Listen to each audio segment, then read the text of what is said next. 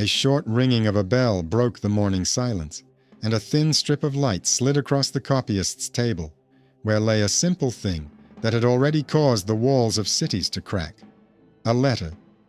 It contained no gold or seals, but it did contain a calculation of a journey, someone else's pain, and a simple request that changed borders. I greet the viewers, ask where you are watching this video from, ask you to write about it in the comments, and wish you pleasant listening. Siena woke up slowly. In the summer of 1371, the smells of dye baths hung over the narrow streets like steam, and tall guild banners stretched toward the sky in the Campo Square. Matteo, the baker's son, wrote down someone else's confidence and his own hope on gray paper.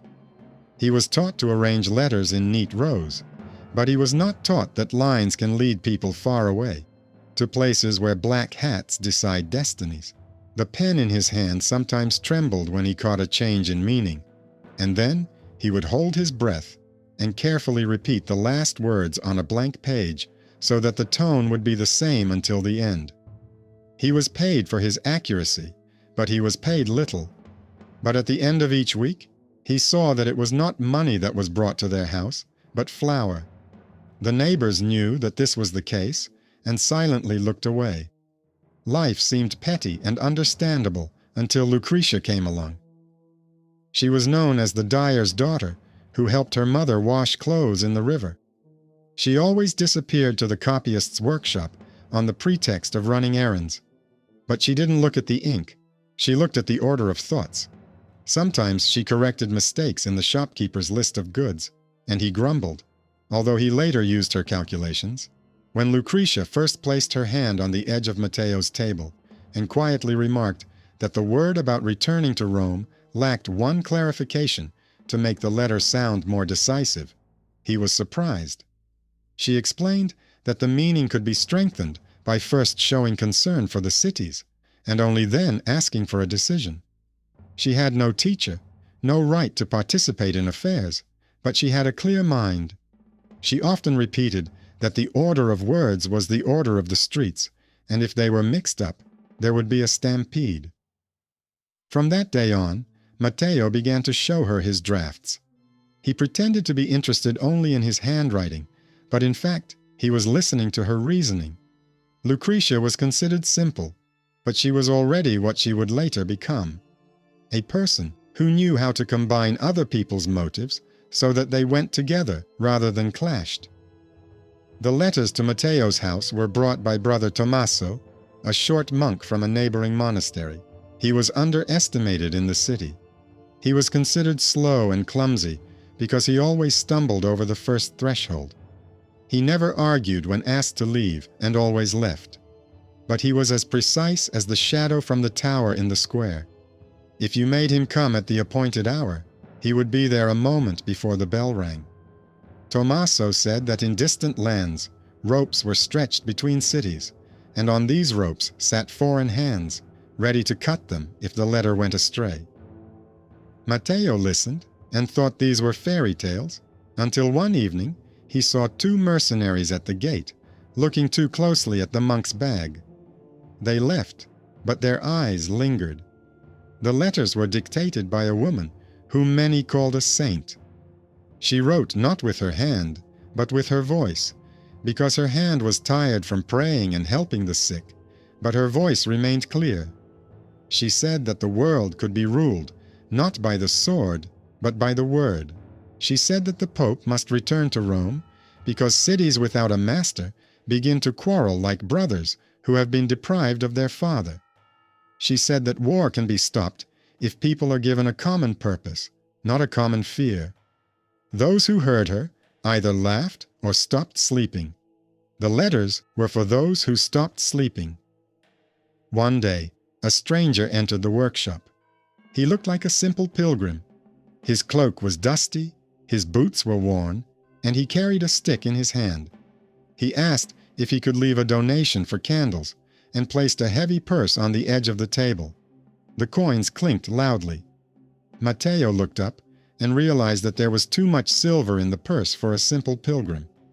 The stranger noticed his gaze and said with a smile that sometimes the Lord is generous to everyone, especially to those who write quickly and neatly. He asked for 3 letters to be copied, one for the lords of Avignon, one for the learned men of Florence, and one for a certain city judge. He added that not only the words in these letters were important, but also the time of their arrival. First the judge, then Avignon, then Florence. Matteo nodded, but a chill ran through him. Too precise an order, too heavy a purse, too easy a smile.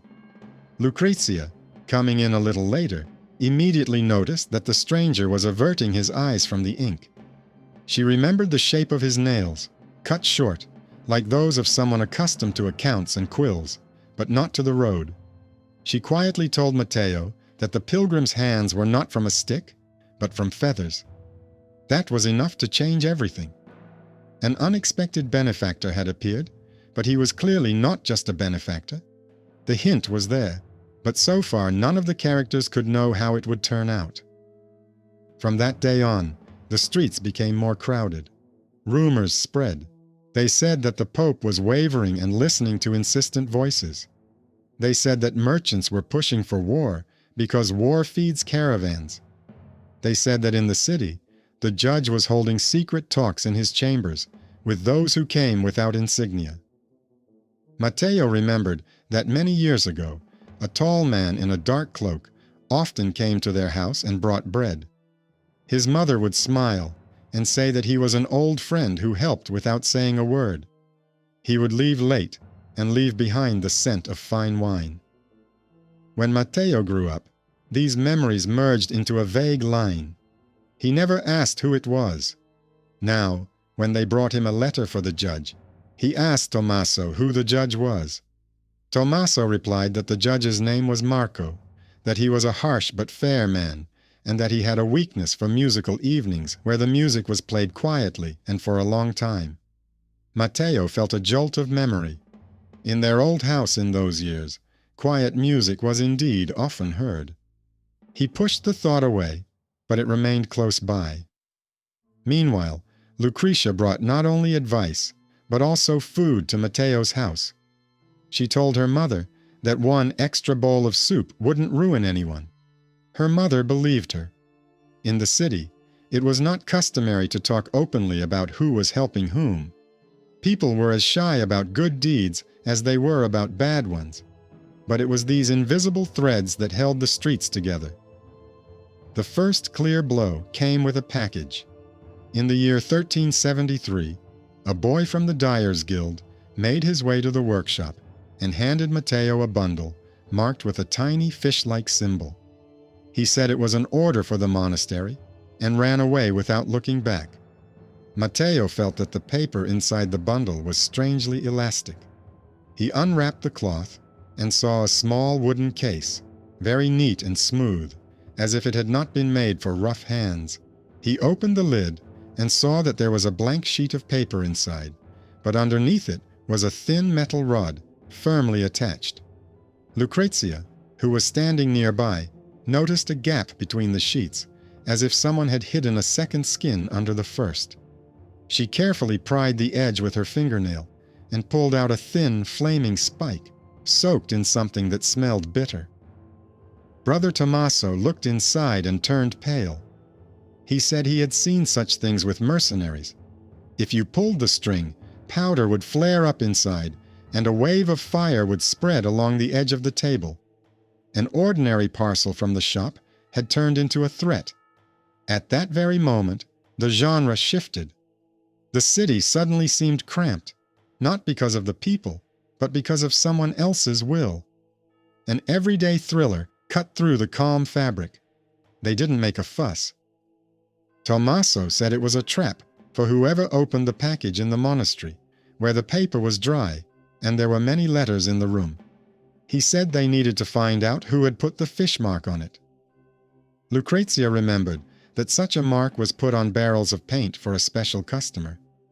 A Florentine merchant liked fish swimming along the edge of his fabrics. She knew this because she had once dyed test strips for him. The girl suggested going not to the monastery, but to the river, to those who wash fabrics. They like to chat there, and there are fewer ears listening for money. They went there, carrying within themselves a fear that could not be shown. By the river, women shouted at each other without malice, exchanged spoons of salt, and immediately pointed to the master who had recently paid with coins with a notch on the edge. Lucretia described the pilgrim, his hands, his nails, his gait. One of the women said she had seen someone similar at the silversmith's workshop. He was handing over a sheath for a handle. At that moment, it became clear that the stranger was not just a pilgrim. He was someone who had money, knew craftsmen, and carried the necessary items with him. He acted like a man whose business was related to letters and decisions, not prayers, although the pilgrim's mask was supposed to hide this. That evening, Matteo went to Judge Marco's house. He carried the letter that the pilgrim had asked him to rewrite and had packed separately. He decided to deliver it later and check who was letting people into the house. On the steps stood a man he had seen in his childhood, the same tall man. He had the same straight shoulders and the same measured gait. Matteo's heart sank like a stone. He realized that he was looking at the man whose shadows had lived in his house in the years when good wine was served at the table. Judge Marco welcomed the messenger at the door and said that the letter should be shown later. He added that he loved musical evenings and would be happy to see Matteo among the copyists, because young eyes were less tired. It was a simple invitation, but there was a hint in it that was impossible not to feel, as if someone had suddenly recognized something, but not out loud. The hidden kinship had not yet been named, but it already stood between the words. The hint was laid through the repetition of the same sounds and habits. While Matteo was trying to organize his thoughts, news came to the city that the holy woman had been invited to Avignon. They wanted to show her that her words were far away, but the decisions were here. She said she would go, but asked that some of the letters be sent without delay. She said that you can't let go of the threads if the web is to hold. In those days, Lucretia hardly slept. She was preparing for something no one had asked her to do, to talk to people above her. She was doing someone else's business because she couldn't do otherwise. Her hidden talent for defying status became apparent. She began to construct phrases that messengers usually get paid for. She did it out of pure stubbornness. The main test came on the night when that very case returned to the workshop. This time, the lid was slightly open, and there were tiny scratches on the inside, as if someone had been checking the mechanism. Tommaso said it was a greeting. The person who sent the first package warned that next time everything would be straightforward. The city was divided along lines that only those who chose bread over politics were unaware of.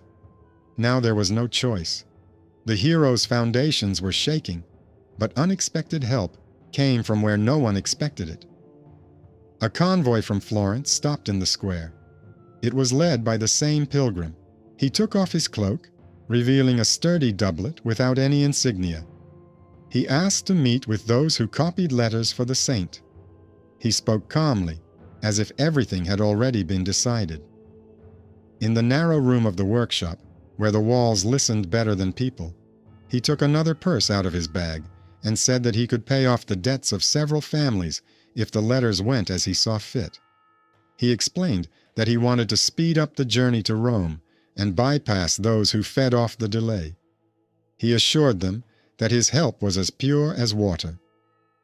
Lucretia listened and noticed the little things, how he placed the purse on the edge so that the coins could accidentally spill out, how he looked away when he said the word generosity, how he emphasized that he cared about families, not the city. She realized that they were not just dealing with a benefactor. They were facing a man for whom other people's needs were a tool. He was still an unexpected benefactor.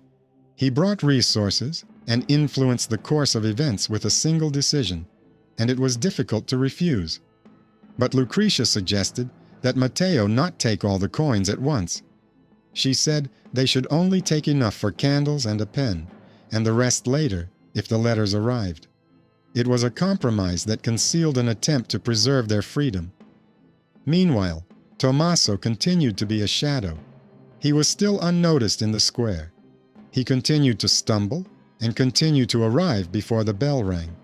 He went where he was not considered dangerous. He went into shops where he looked at scabbards and noticed that one silver frame was stamped with the same fish symbol. He recognized the craftsman and found out from the apprentices that the scabbards had been ordered by a man who called himself a merchant, but paid like a banker. Tommaso discovered that the parcels were made in the same workshop, which meant that the same person was pulling the strings. He was underestimated, but he did exactly what no one else could. He connected small facts into a single line. Suddenly, everything changed. On the day of the musical evening, Judge Marco's house was filled with people whose names were usually only whispered. There were lanterns along the staircases, soft carpets in the hall, and subtle music that made you forget about time. Matteo stood by the wall, holding a copy of the letter, and felt his mother's heartbeat echoing inside him. He looked at the judge and saw in his profile the mocking gentleness he remembered from childhood. At one point, the judge approached and said that sometimes fate moves in small circles, and the boys who were given bread become the men who deliver letters. He added that he no longer wanted to hide the simple truth. He had once helped a widow, and from that help, a life was born for which he was willing to take responsibility, but he had remained silent. Matteo realized that the hidden kinship was not a figment of his imagination. The judge was his father. But this was not a sudden salvation. It was a stone in his stomach. It meant that the letter to the judge was the knot that tied together his personal life and the life of the city. He did not cry because the music would not allow it. He just stood with his feet flat on the ground and waited for the music to fade away. The judge said he would not read all the letters in order. He began with the one brought by the pilgrim. Suddenly, there was a noise from the door. A man from the Florentine convoy entered the room. He declared that he had to see his letter read because he was responsible for its contents with his money. He explained that he had given the silver not out of generosity, but for a cause, and now he wanted to know that the money had not gone to waste. The music stopped, and people turned their heads. At that moment, Lucretia, standing in the shadows, realized that the time had come. She approached the table without looking up. She said that the letter was not just about her father's journey, but about the order of contributions to the future treasury, and that it contained a clause that would allow one merchant house to obtain the right to collect duties before others. She pointed out that the word care was repeated twice in the letter, but the word justice was omitted. She asked to read the delivery terms aloud, but instead of reading them aloud, she calmly explained their meaning. Her voice was even. People listened reluctantly, but began to calculate in their minds. She, a simple woman from the river, countered the blow, not with loudness but with clarity. It was a moment when hidden talent against status broke through the wall. She did not ask for a place. She simply held up a mirror to those who were used to hiding. The scene did not descend into a fight, only because Judge Marco said he would check everything and read the letters in the correct order. Late at night, Matteo and Lucretia returned to the workshop. A new case was waiting on the table. This time, there was no mechanism inside, but a short note on which someone else's hand had written 3 words: order, speed, silence. Next to it was a piece of fabric with a fish embroidered on it. It was a challenge and a threat. They realized that time was running out. And then, the one whom everyone considered clumsy stepped forward. Tommaso said he knew a shortcut through the backyards where the letter could be delivered to the saint's people, bypassing the main streets. He added that he knew the schedule of the guards at the gates and the habits of the messengers. He gave exact numbers and times. He proposed a plan on which the letter's departure in the morning or its interception depended. It was his moment. The morning began like all mornings. Women carried water, men opened their shops, monks rang bells. But beneath the surface, other lines were stirring. The saint's letter had to go to the messenger who would take it further, to the decision-makers in Avignon. The pilgrim gathered people at the gate, as if preparing a blessing for the journey. The judge was preparing for a hearing that would decide the fate of several taxes that supported food for the poor. On this day, all the threads were pulling toward a single knot. Tommaso led Matteo and Lucrezia through the black courtyard of the bakery, where wet aprons hung on nails. He walked confidently, though he still stumbled. He knew which stones were unstable and stepped over them in advance. He showed them the hole through which they had passed unnoticed. He stopped them at the wall and said that he would go on alone because the bulky bag on his shoulder looked more familiar to the guards. He asked Matteo not to leave, but to wait by the well. He left, looking at them, the way people look when they keep their excitement to themselves. They underestimated him, but at that moment, all the hopes of the small workshop and the big request rested on him. At the gate, a convoy approached the messenger. The pilgrim smiled like a man who already sees coins in someone else's hands. He said he was willing to pay twice as much if the letter went his way. He was surrounded by mercenaries, whom he called the caravan's guards. They laughed quite loudly. The guards turned away because they didn't want any trouble. No one argued, because arguing with money is always a losing battle when your pockets are empty. Tommaso arrived with his usual awkwardness and asked to pass the bundle into the cart with fabrics, which had already been inspected amid the commotion. They waved him away, because his face inspired neither fear nor respect. That was his strength. The underestimated hero made a move that no one else could have made. The letter went through quietly, without the clink of coins or loud words. When the pilgrim realized that the messenger had already left the gate, he cursed, but restrainedly. He couldn't make a fuss, because the noise would attract not only people, but also prying ears. Meanwhile, people were gathering at the judge's house. Lucretia came with Matteo because she wanted to see what they had been working on being read aloud. Judge Marco began with a letter from the saint, which spoke of returning to Rome.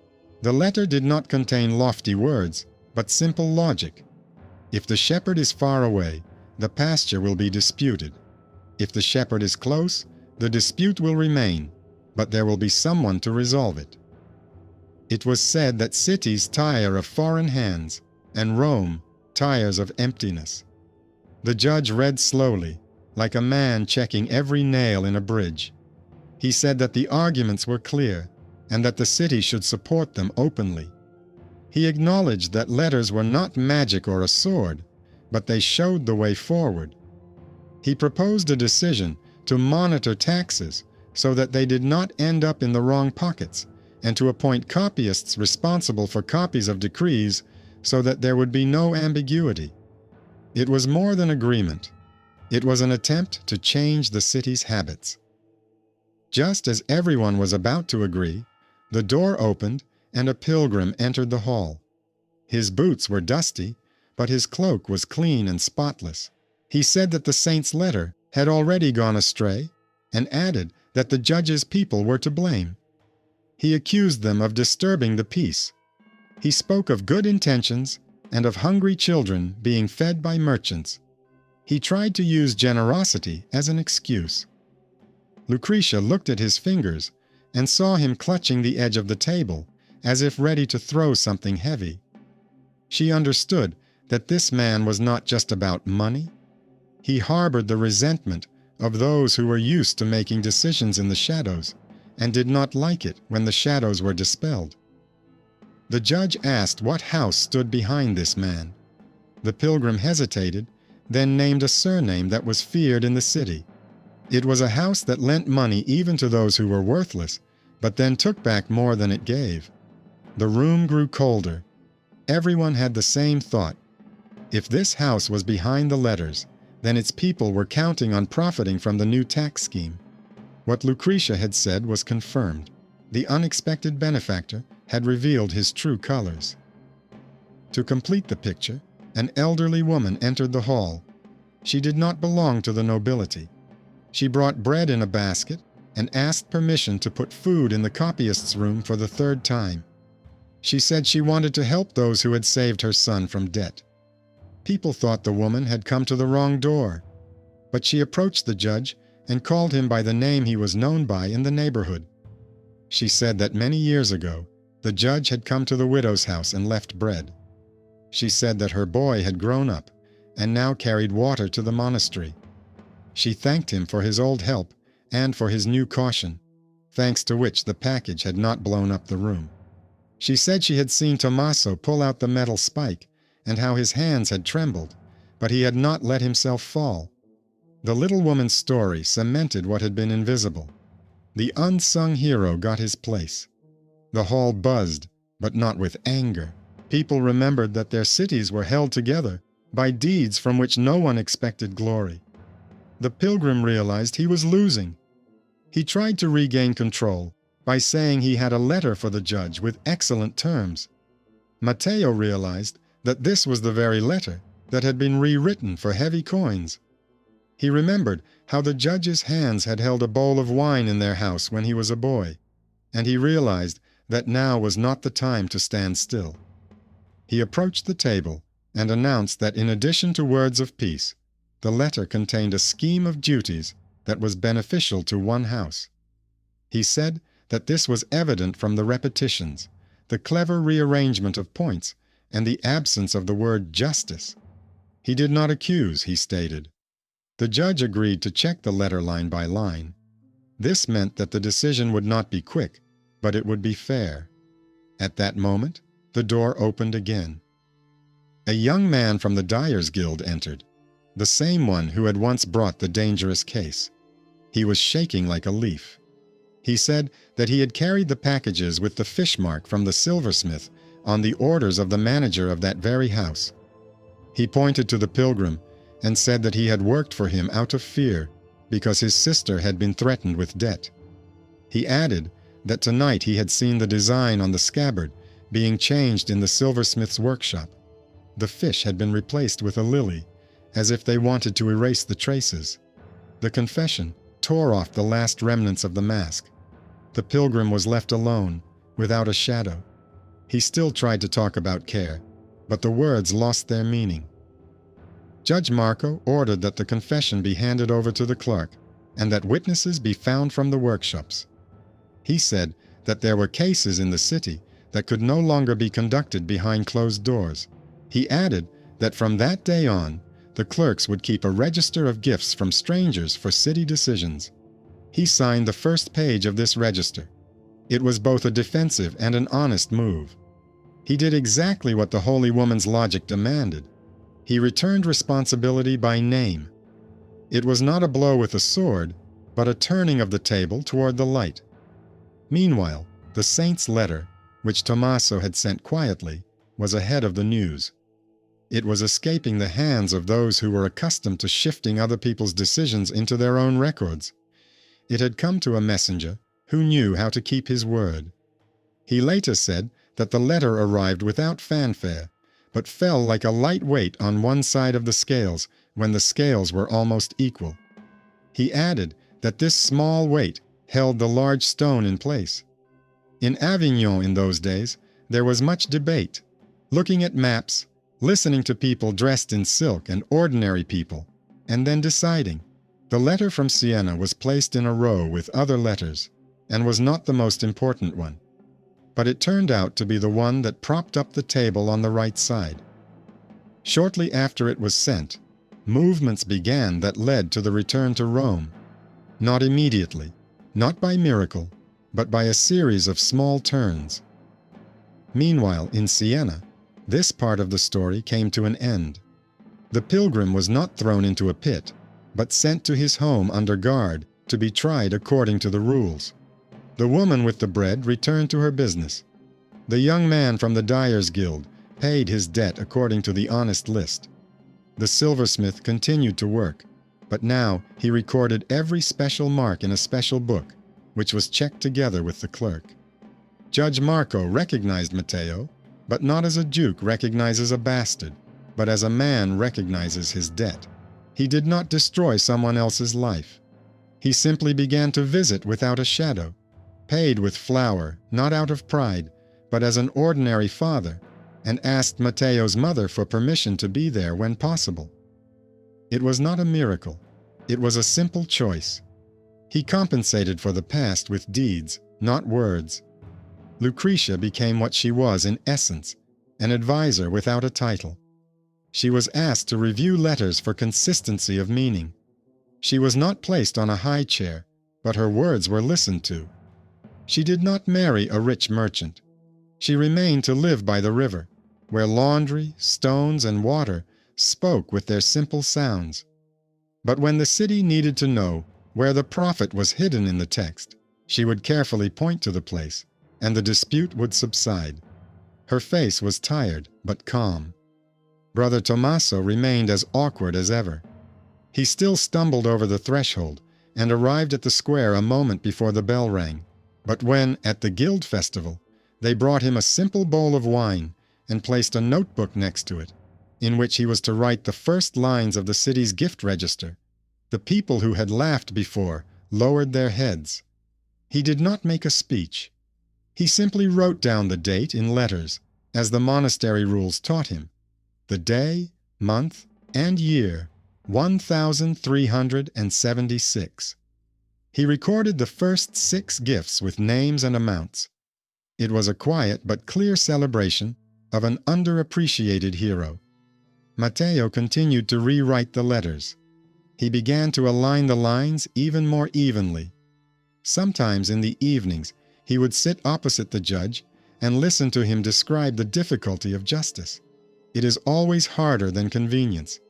They did not call each other names that break people.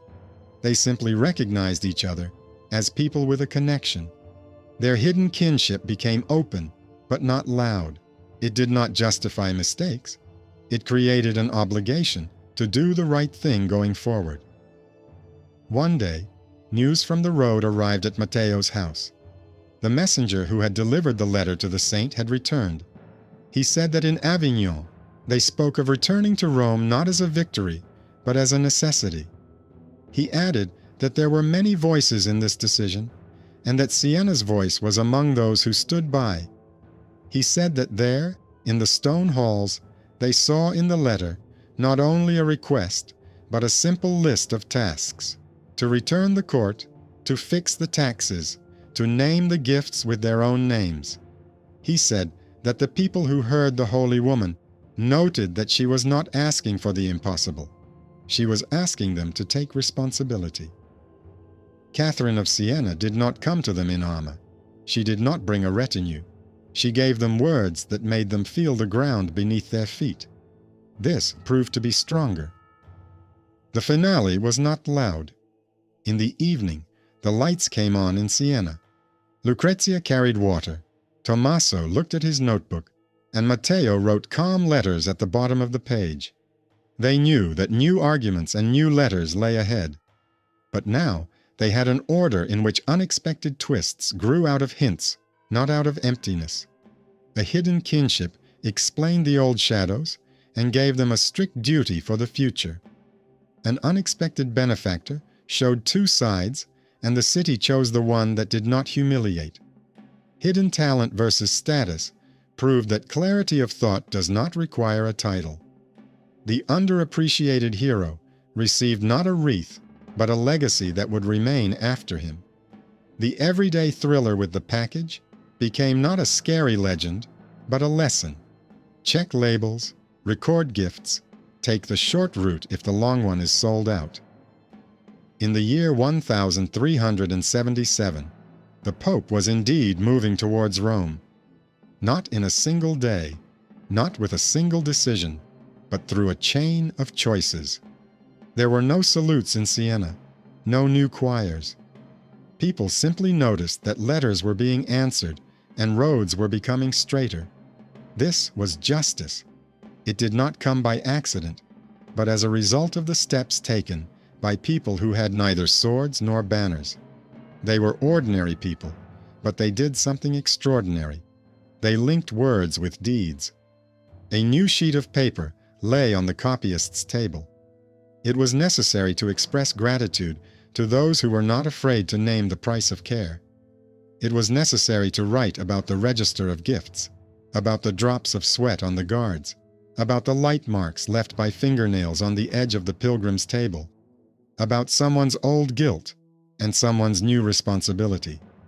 He had to say in simple words what the city is made of: hands that hold a pen, eyes that see a clever twist in the text, footsteps that walk quietly through courtyards, bread that is carried without noise, letters that change people.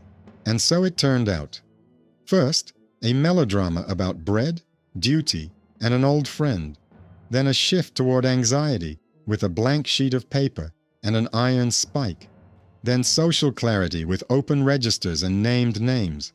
And the finale, a calm catharsis in which no single case closed the gap, but each decision took its place. The city became stronger, not because someone won, but because many stopped hiding the truth between the lines. And the memory of the holy woman who moved popes and cities with her letters remained not in gold on the walls, but in the habit of writing more clearly and living more evenly.